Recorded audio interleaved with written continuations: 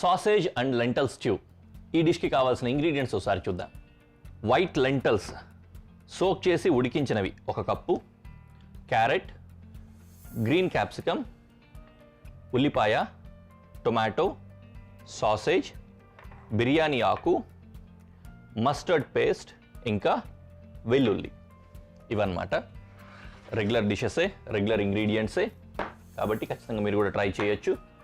Stews అనేసరికి నాకు చేసేటప్పుడు కావచ్చు, చెప్పేటప్పుడు కావచ్చు కొద్దిగా బోరింగ్ అనిపిస్తుంది, కానీ ఇక్కడ నేను చేసే చాలా డిషెస్ నేను షోలో చేస్తూ ఉంటాను కదా, నేను మళ్ళీ పక్కన పెట్టుకొని మరీ తినేవి ఏవైనా ఉన్నాయంటే అవి స్ట్యూసే ఉంటాయి.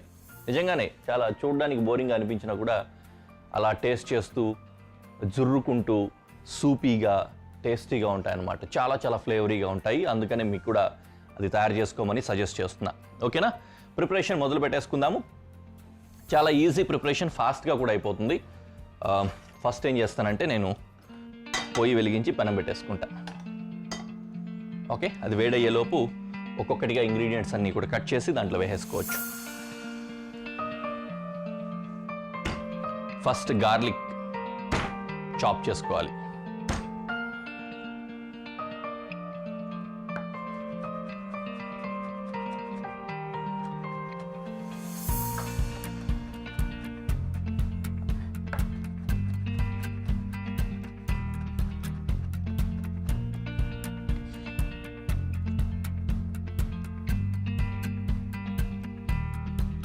చాప్డ్ గార్లిక్ పక్కకి వెళ్ళిపోయింది. అలాగే ఆనియన్ కూడా చాప్ చేద్దాం.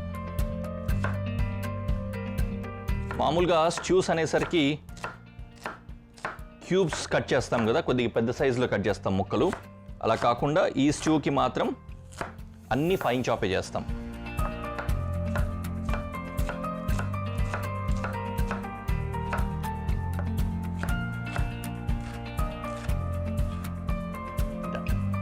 పెనం వేడైపోయింది. దీంట్లో కొద్దిగా ఆయిల్ వేసి వెల్లుల్లి, ఉల్లి 2 సాతే చేసుకుందాం. వెల్లుల్లి వేసాను, అదే చేత్తో ఉల్లిపాయ కూడా వేద్దాం.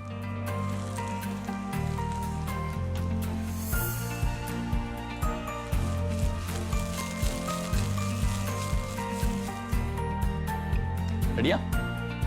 ఓకే, నౌ క్యారెట్, ఇది కూడా ఫైన్ చాప్ చేసుకోవాలి.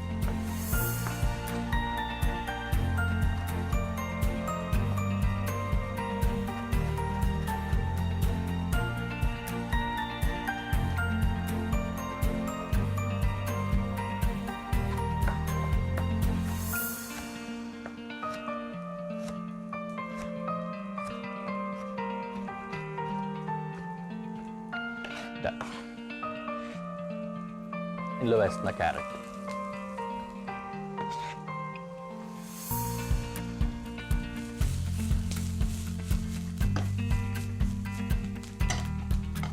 అలా ఫ్రై అవుతూ ఉండని, ఇంకా ఉన్నాయి కదా మన దగ్గర కట్ చేయాల్సినవి, వాటిని కూడా కట్ చేసి వేసుకుందాం. So now I'm chopping sausage.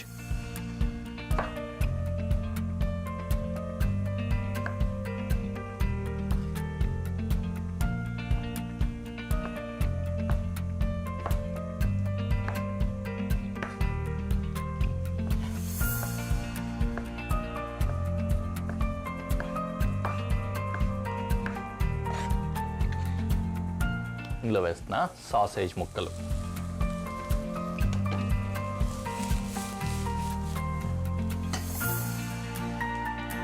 Ready.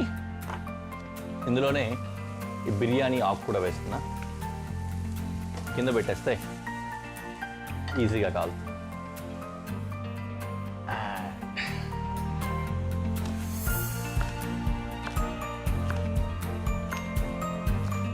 Capsicum,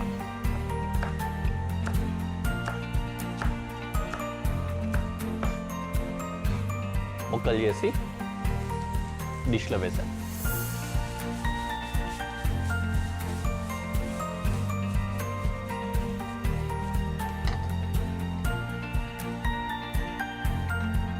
finally వెజిటబుల్స్లో tomato, డీసీడ్ చేసేస్తున్నానండి, seedless వేసుకుందాం. కాబట్టి ఈ విత్తనాలు జ్యూసు అంతా తీసేస్తున్నా బయట.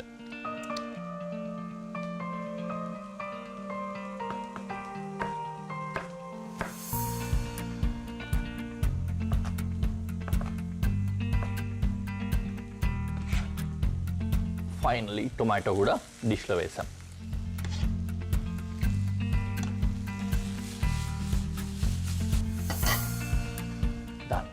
దగ్గరికి వచ్చేసింది. ఆల్రెడీ నానబెట్టి ఉడికించుకున్న ఈ వైట్ లెంటల్స్ని వేస్తున్నాం.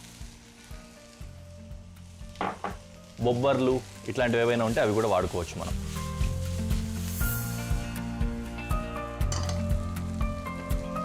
కొద్దిగా వేడైన తర్వాత వాటర్ యాడ్ చేసుకుంటాము. ఇది కూడా వేడైపోయిందంటే కొద్దిగా పచ్చిదనము అది ఉంటుంది కదా, అదంతా వెళ్ళిపోయి అంతా సిమిలర్గా సింగిల్ హీట్ దీంట్లోకి వచ్చేసి కొద్దిగా ఫ్రై అవుతుంది. ఫ్రై అయిన తర్వాత వాటర్ యాడ్ చేసుకొని ఒక బాయిల్ వచ్చిన తర్వాత దించేయచ్చు.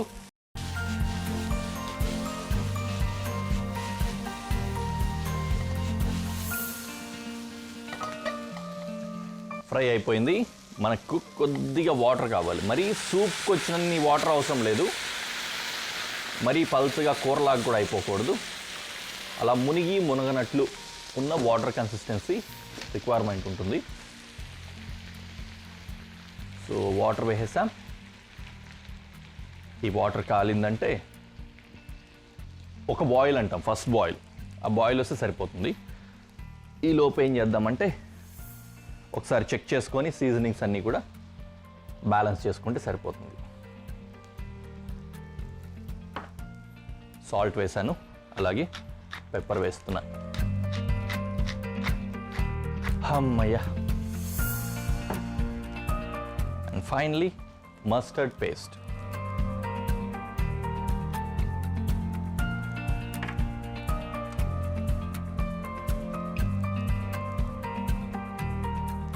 నైస్, చక్కగా వస్తుంది. సాసేజెస్ ఇవన్నీ కూడా ఉంటుంది కాబట్టి ఆ సాసేజ్లో ఉన్న స్మోకీ ఆ ఫ్లేవర్స్ అన్నీ కూడా సూప్లోకి అంటే ఆ వాటర్లోకి ఇమర్స్ అయ్యి దానికి మంచి ఫ్లేవర్ని తీసుకొస్తాయన్నమాట. చాలా అద్భుతంగా నాకు ఇప్పటికే వస్తుంది ఆ వాసనలు, చాలా బాగున్నాయి. అండ్ కొద్దిగా ఏదైనా గ్రీన్స్ యాడ్ చేసుకోవాలనిపిస్తే గ్రీన్స్ యాడ్ చేసుకోండి. ఇంకోటి, ఇప్పుడు మనము వైట్ లెంటల్స్ వేసాం కదా, ఈ వైట్ లెంటల్స్ ప్లేస్లో మనకు రెగ్యులర్గా దొరికే వైట్ రాజ్మా కానీ ఇట్లాంటివి కానీ వేసుకోవచ్చు. లేదు అనుకుంటే బొబ్బర్లు అంటారు, అలసందులు అంటారు కొంతమంది, బొబ్బర్లు అంటారు. ఈ బొబ్బర్లు ఇలాంటివి చేసుకోవచ్చు. నాకైతే దీన్ని చేస్తూ ఉంటే కందులు గుర్తొచ్చాయి. అసలు చాలా మిస్ అవుతున్నాం కదా, కందులు వాడడమే మానేశారు జనాలు. కంది పప్పు వాడుతున్నాం కానీ కంది గింజలు కానీ ఇవి వాడడం మానేసాం. ఇంకా కరెక్ట్ సీజన్లో కనుకైతే పచ్చి కందులు కూడా దొరుకుతాయి, అలాంటివి కూడా వేసుకొని చేసుకోవచ్చు, అద్దరిపోద్ది. సో అట్లా బొబ్బర్లతో కానీ కందులతో కానీ. కొన్ని ఏరియాస్లో అనపగింజలు దొరుకుతాయి, చాలా వరకు వీళ్ళకి తెలియకపోవచ్చు కానీ రాయలసీమ ప్రాంతాల్లో కర్ణాటక బార్డర్స్ ఉంటాయి కదా, ఆ ఏరియాల్లో అనపకాయలు అని ఉంటాయి. అనపకాయ అంటే మనకు కోస్టల్లో వచ్చే అనపకాయ కాదు, అక్కడ వేరే అనపకాయలు ఉంటాయి. చిక్కుడుకాయ ఎలా ఉంటుంది అది, ఆ గింజలతోటి కూడా తయారు చేసుకోవచ్చు, చాలా బాగుంటుంది. సో నిజంగానే అనపకాయ అంటే గుర్తొచ్చింది, చాలా మన స్టేట్లోనే చాలా ప్లేసెస్కి అనపకాయలు అంటే తెలీదు. మహారాష్ట్ర వాళ్ళు తింటారు, మహారాష్ట్రలో ఉంది దానికి ఆ కల్చరు, కర్ణాటకలో ఉంది, మళ్ళీ రాయలసీమ ప్రాంతాల్లో కర్ణాటక బార్డర్స్ టచ్ అయ్యే ప్లేసెస్లో ఉంది. దాని గురించి చూడాలి, కొద్దిగా స్టడీ చేస్తాను నేను కూడా. బట్ ఎనీవే, ఇది కుకింగ్ ఫైనల్ స్టేజ్లోకి వచ్చేసింది. లాస్ట్లో కొద్దిగంతా సో చాప్ చేసి పార్స్లీ వేసేసుకున్నాను. ఫ్లేవర్ ఇంకా ఎన్హాన్స్ అవుతుంది అన్నమాట అద్భుతంగా. డన్, డిష్ రెడీ అయిపోయింది. దీన్ని ప్రెజెంటేషన్లో పెట్టి ఎలా ఉందో మీకు చూపిస్తాను.